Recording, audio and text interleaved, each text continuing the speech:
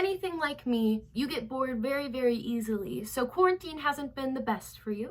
However, no need to fear because I have found lots of different ways to pass the time in quarantine. So, without further ado, I present things to do while you're bored in quarantine. A great way to pass the time is reading books. I love books. Here are some of the books I've read over quarantine. The Catcher in the Rye by J.D. Salinger. Great book that kind of comments on society during the 1940s. Educated by Tara Westover. Basically, this chick grew up in a cult. It's really crazy, and I read this book in 2 days. Looking for Alaska by John Green. John Green is the best author in America. I have read it, I think, 4 times. I've even annotated little passages of it. I love this book. I'm not very proud of this one, but it passes time.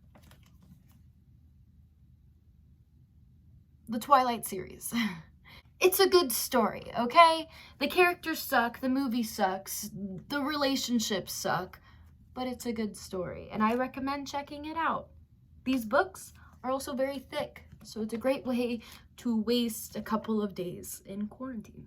A thing my friends and I have been doing for the past couple of weeks is writing letters to each other. It adds a personal touch when you're communicating to your friends. Of course, you can also FaceTime, Zoom, text, all that fun stuff. But writing letters is also just a cute way to contact your friends. Here's a letter my friend Ella wrote to me a while ago. My friends and I have also made things to each other and sent them back and forth. It's a very good way to pass the time. If you have any pets, training them to do something new is a great way to pass the time. A thing I've been doing with one of my cats is, hear me out, I may have started walking them. I started walking my cat, like with a leash outside in a harness. And let me show you. So like, here's my cat. She's in a harness and she is vibing. She really hates it, but when we get outside, she gets really happy and she likes to sit around in the sun a lot. She doesn't really know that she has to walk with me along with the leash. I don't think she's actually gotten the concept that I am the one that has the leash and that she's connected to it, but she really likes listening to the birds and sniffing around. It's a great way to get your animals outside. It's a great way to get yourself outside. It's also a great way to just entertain yourself. And if you have a cat, training your cat to walk on a leash takes a very long time because they have to get used to the harness and then they have to get used to outside and the leash. So it's a great way to consume your time and have fun with your pet. Those are just a couple of things I've been doing to keep myself entertained for quarantine. I hope some of these will be useful for you. Whether you want to try out one of the books I suggested, or write letters to your friend, or walk some type of pet in your house. Doesn't matter if it's a dog, or a cat, or a hamster, or a turtle. I hope you all enjoyed this very poorly edited video that I did myself, and please stay healthy and happy. I know I said that was the end of the video, but here's another thing you can do while you're in quarantine. Sign the petition to get rid of the pink tax.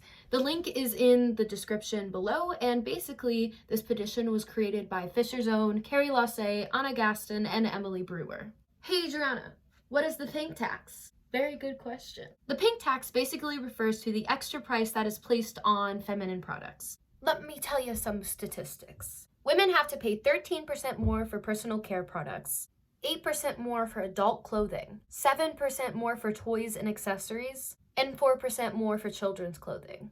A majority of these products are the same as men products, so why is it more expensive? Kind of dumb, isn't it? If you don't like this tax as much as I don't, make sure to sign the petition below. Emily, Carrie, and Anna are also trying to raise money for feminine hygiene and other products for the Coburn Place. The Coburn Place is a shelter that houses domestic abuse victims. If you would like to participate and help them out, Emily's Venmo is right here. Goodbye for real this time, and please stay safe and stay healthy.